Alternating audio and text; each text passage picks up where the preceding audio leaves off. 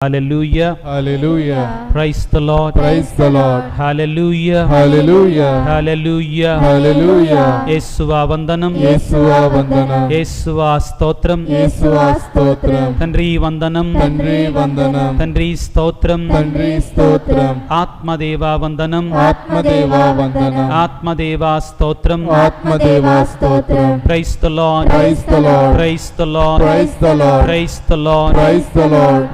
మృత్యుంజయుడా వందనం. మృత్యుంజయుడా వందనం. మృత్యుంజయుడా వందనం. మృత్యుంజయుడా వందనం. మృత్యుంజయుడా స్తోత్రం. మృత్యుంజయుడా స్తోత్రం. మరణమును గెలిచిన యేసువా వందనం. మరణము గెలిచిన యేసువా వందనం. సమాధిని గెలిచిన యేసువా వందనం. సమాధిని గెలిచిన యేసువా వందనం. సైతానును గెలిచిన యేసువా వందనం. సైతానును గెలిచిన యేసువా వందనం. Hallelujah. Hallelujah. Praise the Lord. Praise the Lord. హల్లెలూయా.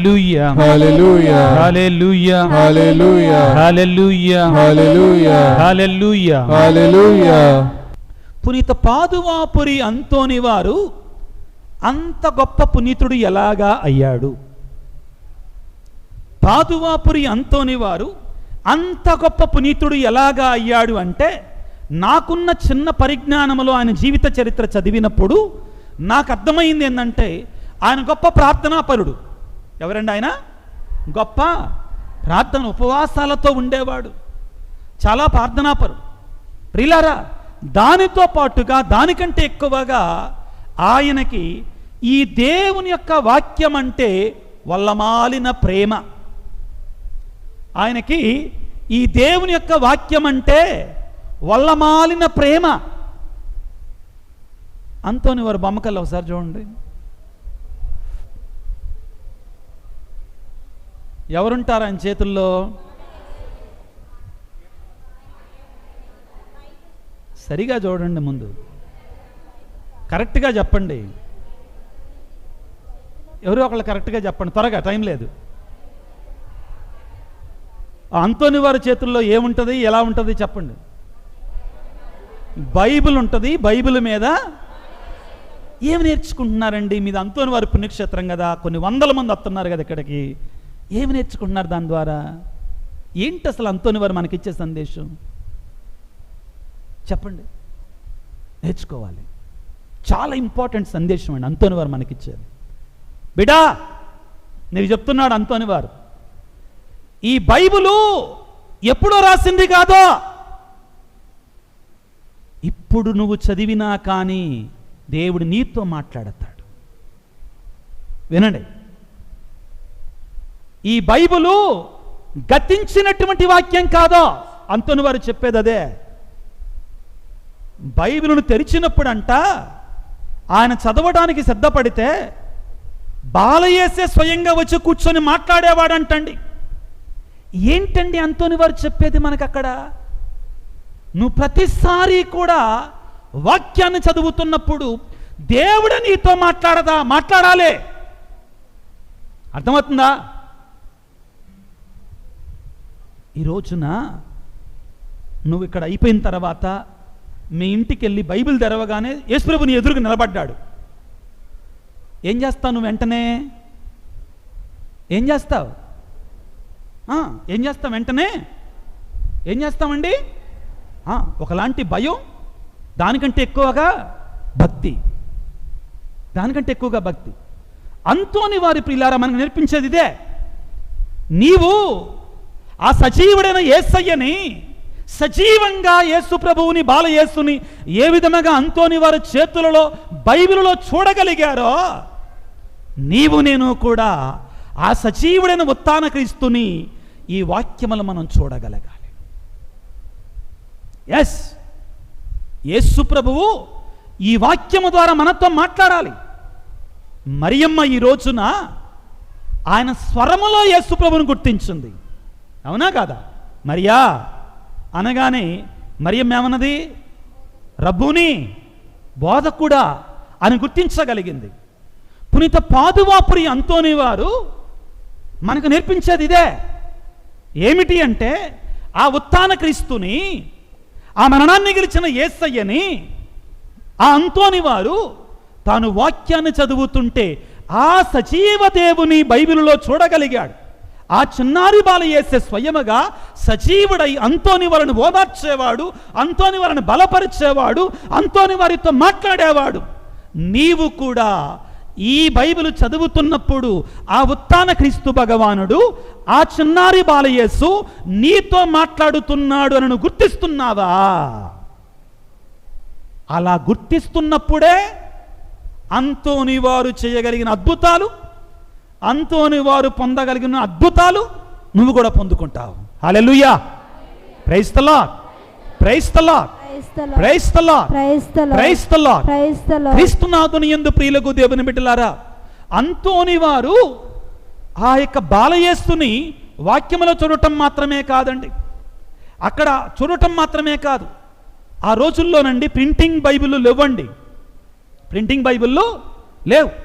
కాబట్టి నీకేమన్నా బైబిల్ కావాలంటే ఒక బైబిల్ను అరువు తీసుకొని అమ్మా ఏం చేయాలంటే చేత్తోటి చెక్కుకోవాలి, రాయటం కూడా కాదు, తాళపత్రాలు ఉంటాయి కదా దాని మీద చెక్కుకోవాలి. కాబట్టి అంతోని వారు అంటండి ఈ యొక్క సొంత బైబిల్ రాసుకున్నారంటండి. న్యూ టెస్టమెంట్ మాత్రం, న్యూ టెస్టమెంట్ అంటే నూతన నిబంధన, అదేవిధంగా ఏంటిది ఆ యొక్క కీర్తనలు రాసుకున్నారంటండి. ఏం చేస్తారు? రాసుకున్నారు. రాసుకొని సెమినరీలో, దాంతోపాటు ఆయన ప్రసంగాల పుస్తకాలు, మా అందరికీ ప్రసంగాలు ఉంటాయండి, పుస్తకాలు ఉంటాయి, పేపర్ల పుస్తకాలు. ఆయన కూడా బాగా ప్రిపేర్ అయ్యేవాళ్ళు, చదివేవాళ్ళు, బాగా ఎక్కువగా చదివేవాళ్ళు. అయితే సెమినరీలో ఒక బ్రదర్ గారు సెమినరీలో ఉండటం ఇష్టం లేక వెళతా వెళతా అంతోని వారి బైబిల్ పట్టుకొని వెళ్ళిపోయాడంటండి. తాను జడ్డ కోతి అక్కడ ఉంది కూడా తీసుకొని వెళ్ళిపోయాడు.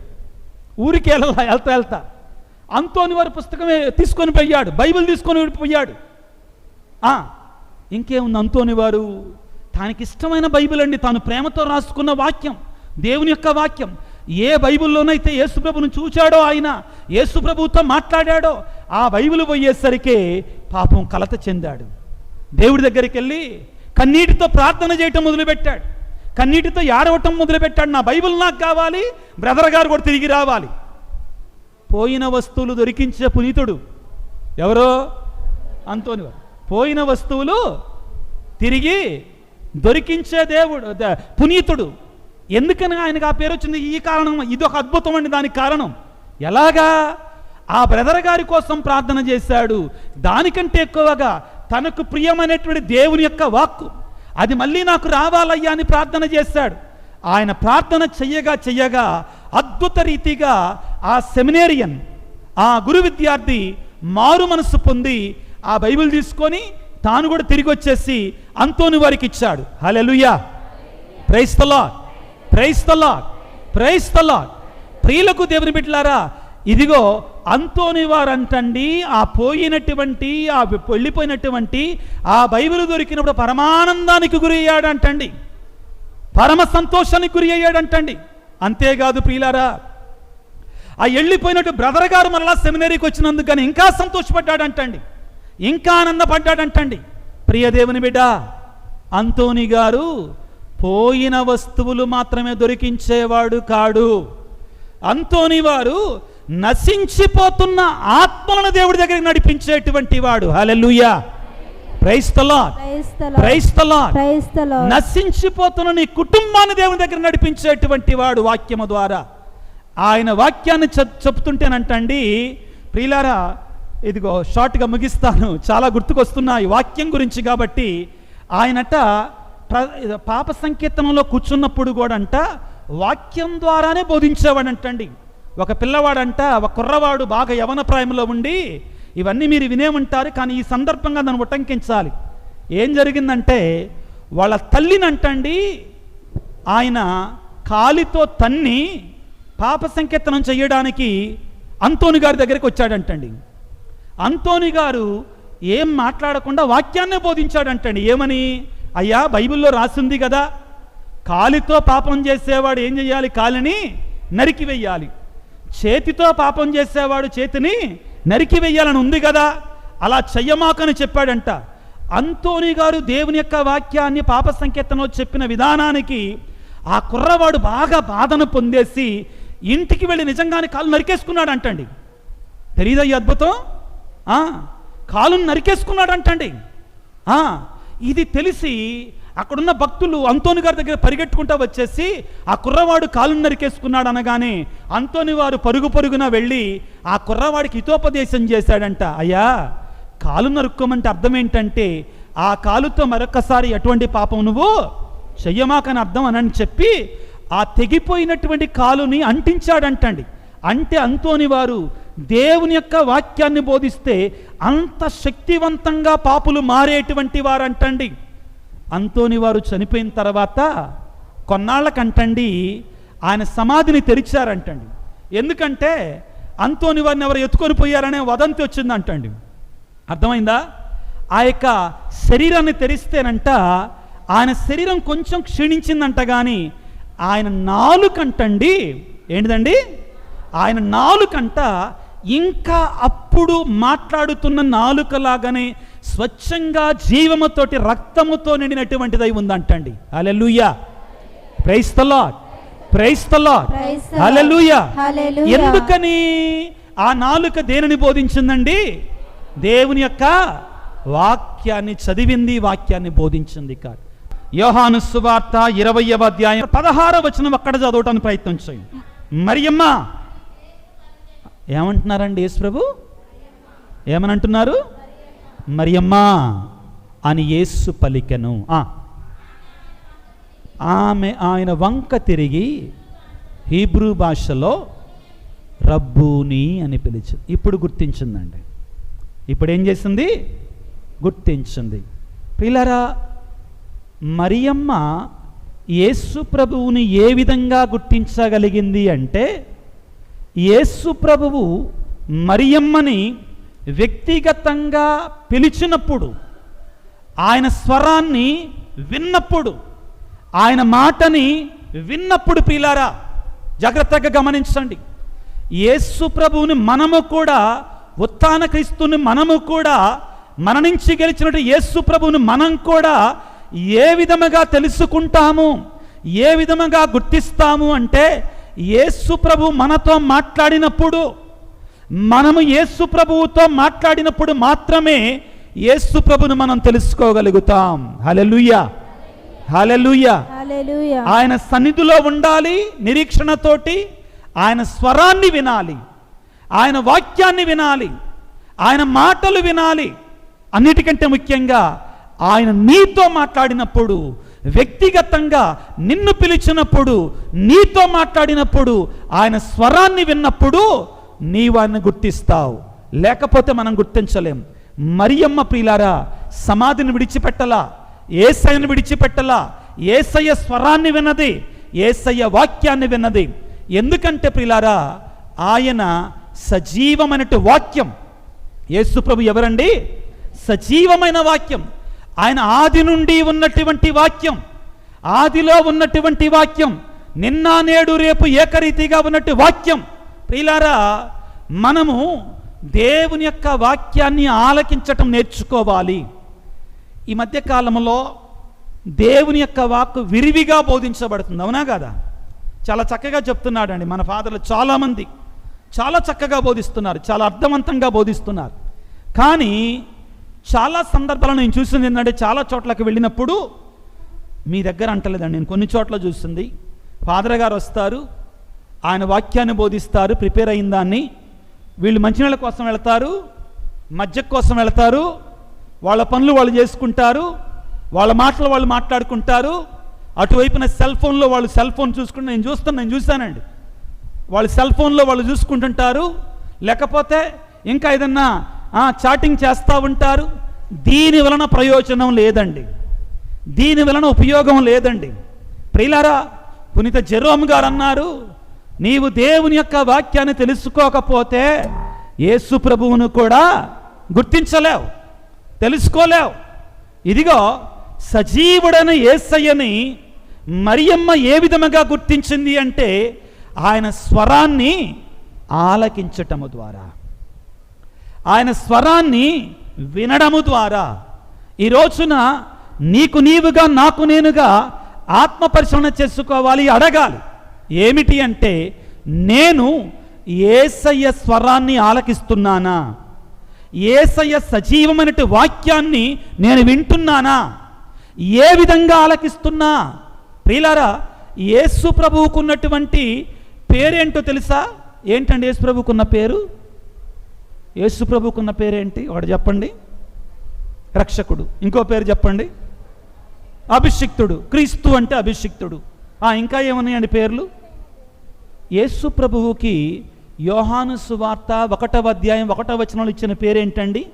ఆదిలో వాక్కు ఉండెను, ఆ వాక్కు దేవుని వద్ద ఉండెను, ఆ వాక్యే 14వ వచనంలో ఆ వాక్కు మానవుడై మన మధ్యలో.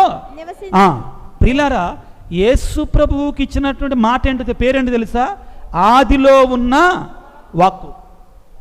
యేసు ప్రభుకి ఇచ్చిన పేరేంటండి? ఆదిలో ఉన్న వాక్కు.